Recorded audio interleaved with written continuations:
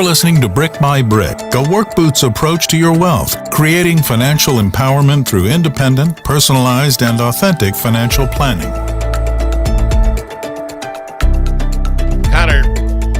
Connor Theophalt is a certified financial planning professional and wealth advisor at LGH Wealth and co-host of the Brick by Brick podcast. And we've got him. Connor, how you doing? Al, it's really good to be back. Thanks for having me. Now, it's always our pleasure. The podcast thing, because I try to keep up on this stuff. You guys went all out on it. It starts today, right? I mean, I just started getting hits on it today. When I'm sitting here trying to do radio, I'm like, hey, Brick by Brick, I know you're coming up. It's been coming soon, and it is officially here. We've been working on the full form podcast for months now, and the first episode is officially released on our YouTube channel this morning, and it looks like people are liking it, which is super exciting. So, because I'm a huge podcast professional, I go to what? I go to YouTube.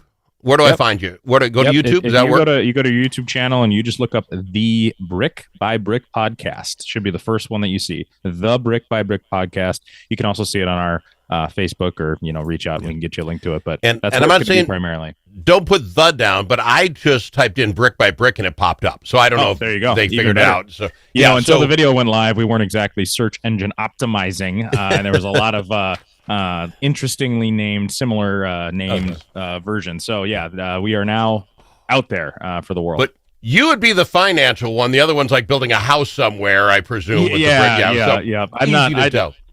Sure, they're awesome programs. I didn't quite click into them. I just noticed there's some competition for similar names. All right. Yeah. So the Brick by Brick podcast, go there, check it out. It's kind of that thing you're driving down the road or wherever you're getting your podcast when you're doing it to get some information without working too hard. I enjoyed the laid backness of it. Is that a word? I like that. Okay. Yeah, sure. So the Brick by Brick podcast. I would like to ask, because I was, again, talking to a guy the other day, and we're talking about financial investing. Yep. And we were guessing it was 10 years ago, probably 15, because the time goes when you're fast. At some point, being a fiduciary was the thing. Was your guy a fiduciary? And I'm like, well, now we know what it means. It means you're working for me and not, anybody else.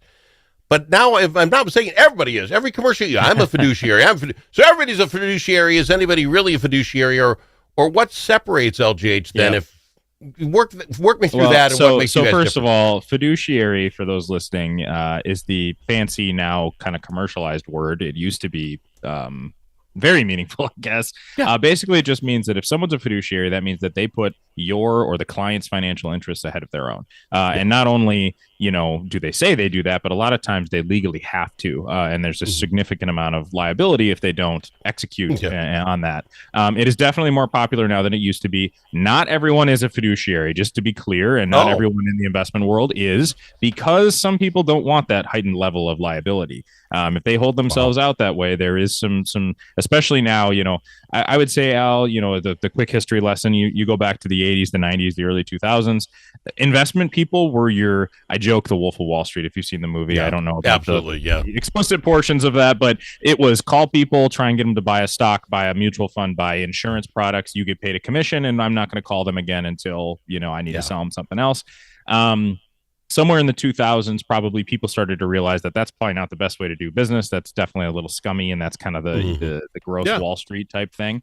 And so managing money for people also at the same time started to save money on their own. Pensions kind of started to go away, and all of a sudden people started to have personal wealth. Well, and it started getting complicated, right? It wasn't I owned a stock and it went up, I made money. If it went down, I lost money. Now it's like, how do I get my taxes? It got complicated. There's more products. There's all these things. So you started to pay an advisor or a financial professional a fee or a percentage of your money on an ongoing basis. That at least gets people on the same side of the table, right? If someone's charging an AUM, assets under management fee, at least when the account goes up, they're motivated monetarily as well, just like the client is. If the client account does better, the advisor does better. Somewhere along the line, I would say probably the mid 2010, certainly financial crisis, the fees really started to catch on. Fiduciary started to be talked about. People started to hold themselves out as, hey, I'm not the scummy financial person. I'm here to do better for you, and I'll let my own financial success follow. And I would say somewhere probably in the late 2015 to 2020 is when legislators started coming in. The Department of Labor got involved in retirement stuff, and there's all these the SEC and FINRA, all these government bodies that regulate us. They started really putting pressure on, hey, it makes more sense for an advisor to be a fiduciary. And now a lot of people hold themselves out that way. And it's a good thing. It's much better for the consumer, certainly. Yeah. But it does come with a higher level of liability, because if you're saying, hey, I'm doing everything for your best interests and I'm kind of to darn with my own, and you're not, you get caught, faking it, that comes with heavy penalties. All right. So LGH, I take, is wealth management, is a fiduciary, right? You guys are on my side. If you will. The different advisors on the team are. I'm as a certified financial planning professional, which is a long series of tests and things and ethics requirements and background checks. I am held out as a fiduciary, and other members on my team are as well. And we're very clear about that. And the number one place where I think it's the most obvious is the products, right? So again, I talked about the commissionable products. Those are still around, and by the way, sometimes those are the best option for people. So this is not if you have an advisor gets a commission to work with you, that means they're the boogeyman. That's not the case. Sometimes that is cheapest. Sometimes that's the best option. But I would just say the thing that makes us different is we don't have an overlord corporate structure that is trying to tell us to sell products to clients. We are completely independent and what we call open architecture. So we can go and find a product over here. We can find a product over there. We cannot find products at all and just meet the needs of clients without the boss or the manager, kind of the classic manager telling you got to sell more of this. We don't have that at all at our firm. Are you limited in any way on that same thing? I'm just getting interested here. Are you limited on that you can't buy some products because you're not affiliated with XYZ big company? Are there products you aren't allowed to get? The technical answer is yes. On the other hand, there's a like product that's not branded under their name. A lot of times the big firms will have their version of XYZ and only their advisors can sell it. But guess what? It's also potentially the only thing their advisors can sell. So they're captured. That's sometimes what that's called. And again, it's not bad. We never talk bad about our brethren in the industry, because if someone's working with a professional, you're probably still better off regardless of where that professional is. And even to the extent that they're helping you.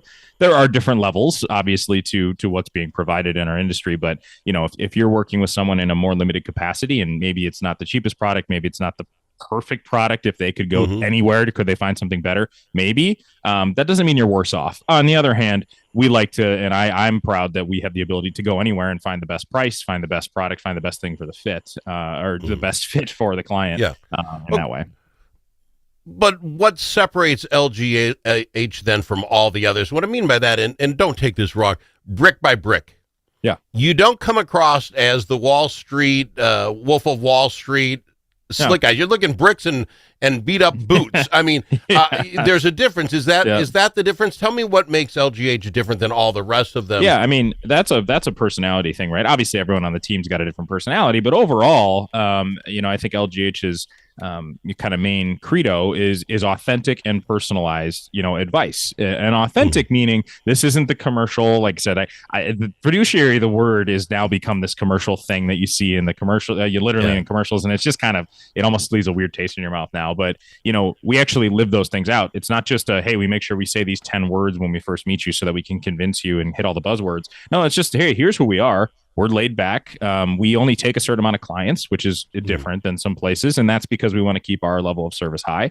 And then the other thing is, we're just not, most of us grew up in a small town, or we came from kind of the blue collar background, and we learned all the personal finance things in the Wall Street. And I think we do things at a really high level, but we're not looking to talk down to people. Our approach is just much more laid back and more your buddy, like in the podcast, who you'd sit and have a cocktail with and just chat. All right. On that same line, I also have not heard anything by Brick or LGH that there's some sort of minimum to play. That these guys. That I gotta have $1 million. Exactly. You don't seem to do that. Am I wrong? This isn't exactly unique to us. But it's not a majority in our industry by any means. We don't need to manage assets at all to work with somebody. Now, I think we do a really, really good job, and we'd love to kind of talk people through how we're a little bit unique in the asset management and things, and we've had a good track record. I'm not running away from that, but there are a number of clients that we work with and we provide financial planning services for, and maybe their money's in a 401k, or maybe their money's in a business that they're building. Most of their net worth is tied up that way, or maybe they're just at a place where they haven't saved tens of thousands of dollars. Most firms even today still have what they call account minimums. If you don't have 250, 500,000, $1 million, you're not going to, an advisor won't even take a meeting with you. That's another thing that we very much are not. We don't do that. We'll meet with anybody, and as long as it's a personality fit, and as long as our services are the things that person needs or that couple needs, we let them decide how we serve them. Sometimes that includes managing their money. A lot of times it does. Sometimes it doesn't. It just includes a relationship where we give advice. Well, when I got you on as a client on the program, and I love the idea of this, I want to talk all things financial. Now I start following along. Sorry, that's what I do, is I stalk people. You're doing this weird February fallacy Friday thing. I designed it just so it'd be really hard to say on the radio, Al, and I think I succeeded. Financial fallacy February. That's too many F's, and there's so many syllables. It really wasn't my best, but we're doing it. Can we talk about that? Because that sparked my interest. I'd rather okay, I can get behind this. This will be a lot of fun. We'll do it right after this with Connor and Brick by Brick. At LGH Wealth Management, our mission is to create financial empowerment through independent, personalized, and authentic financial planning. That means meeting you where you are and helping you get where you want to go. Whether you're a business owner planning for growth, succession, or a future sale, or a hardworking individual looking to get ahead, reduce stress, and tackle life's financial challenges, we're here to help. From retirement planning and investment management to tax-efficient strategies, estate planning, and risk management, LGH Wealth delivers comprehensive guidance you can trust. Call LGH Wealth Management today at 507-525-7324. That's 507-525-7324. Securities offered through J.W. Cole Financial Incorporated, JWC, member FINRA SIPC. Advisory services offered through J.W. Cole Advisors Incorporated, JWCA. Lubeck Geisler Ham Wealth Management Incorporated and JWC JWCA are unaffiliated entities.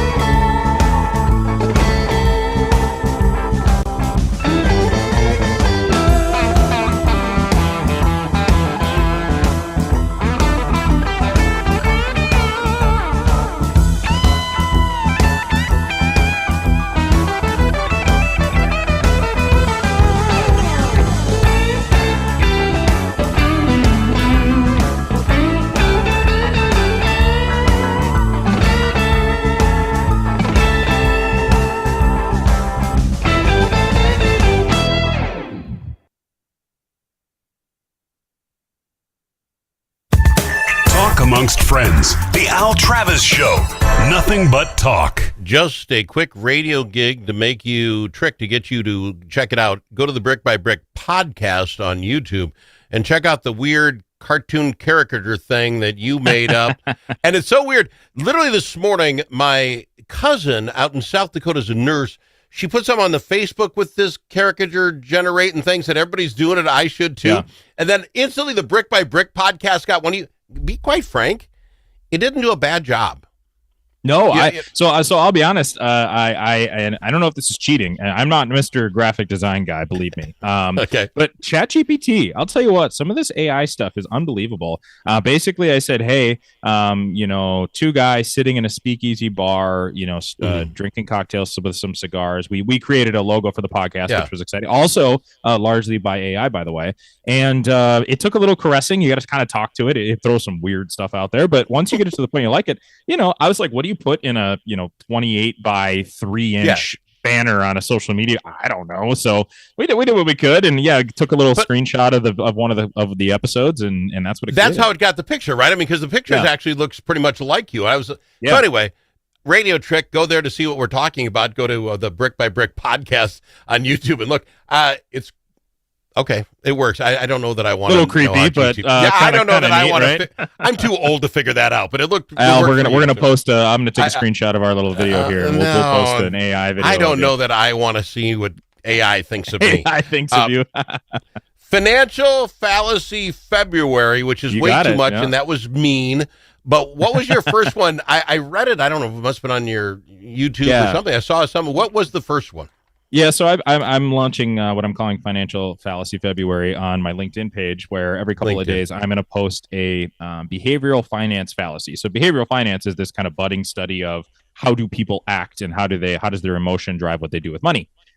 So launching sort of an educational piece, I've spent a lot of time in my sort of post, I would say, undergrad and professional studies in my master's degree and different things, studying how people react and how emotions drive decisions, because 80% of our job, Al, honestly, is working through people's emotions. And the interesting thing, I went to a lecture once, and the guy made an interesting point.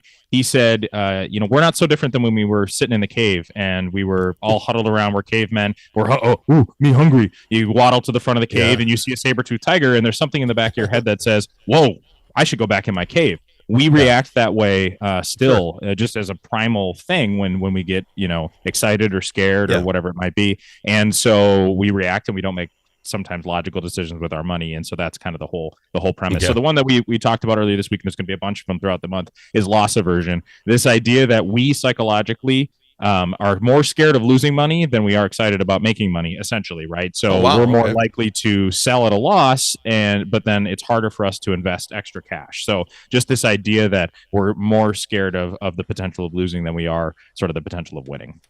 See, but that's not a fallacy, is it? Because I would like in the 2007, I'm just doing some old school stuff, personally, right? I was out mowing the lawn and the market goes to wherever it went, and Al loses like 40% of everything he ever saved. That's real. I've never had a day or a week where I went up 40%. This is the delicate balance, and this is why it can be difficult sometimes. Is the reality is once you get past a certain number, that number is about 25% down, you actually need to make quite a bit more up to get back to even. So there is something to extreme losses are worse than extreme gains are good. But most of the time, people are reacting in sort of this turtling. They don't want to take any risk, but they still need to be able to keep up with, for example, inflation or funding retirement. And so there's just this imbalance in sort of what weight we're giving to the potential of going up, the potential of going down. And it's not just in investments, it's in any decision, right? The risk of different decisions. I got 1 minute, but isn't that why you get an LGH on your side, so that you can say, okay, we make a plan. So when Al fears the saber-toothed tiger and I'm running back to the cave, I've got a plan saying, don't worry, we got a firewall here. Saber-tooths hate that, and then there's a plan, right? That's kind of the idea, right? If you have a plan in place or a strategy that's longer term than just what the headline was this morning, and now I'm blowing everything up, so to speak. You can react to the saber-tooth and go, oh, actually, that saber-tooth's way over there behind the fence we created, so the saber-tooth doesn't get in, right? Versus, well, we didn't make a plan, and now there's a saber-tooth outside, and we're just going to get eaten. So, we're running with the saber-tooth analogy. I love it. Okay. How does someone get a hold of you, Connor, if they want you to take a look at their stuff? Yep, absolutely. You can shoot me an email, just at my work email, Connor, CONNOR, at lghwealth.com, Connor at lghwealth.com, or check out the podcast, the Brick by Brick podcast on YouTube. All right. We'll do it again next week, Connor. Appreciate you being here. We'll see you next time, Al. You've been listening to Brick by Brick, a work boots approach to your wealth, creating financial empowerment through independent, personalized, and authentic financial planning. The preceding program is sponsored by LGH Wealth Management, which is solely responsible for its content. Securities offered through JW Cole Financial, member FINRA SIPC. Investment advice offered through JW Cole Advisors. LGH Wealth Management, JW Cole Financial, and JW Cole Advisors are unaffiliated entities. The opinions expressed by the advisors at LGH Wealth Management should not be construed as specific investment, legal, or tax advice. Annuity guarantees are based on the claims-paying ability of the issuing insurance company and state agency limits. All economic and performance information is historical and not indicative of future results. Investing may involve the risk of loss of principal. Any tax advice on this show is not intended to be used by any person for the purpose of avoiding U.S. federal or state tax penalties that may be imposed on such person. Each listener should seek advice from their tax advisor or legal counsel on topics that arise from the show. The financial professionals at LGH Wealth Management are not providing legal or tax advice. Nothing should be construed as solicitation of an offer to buy securities.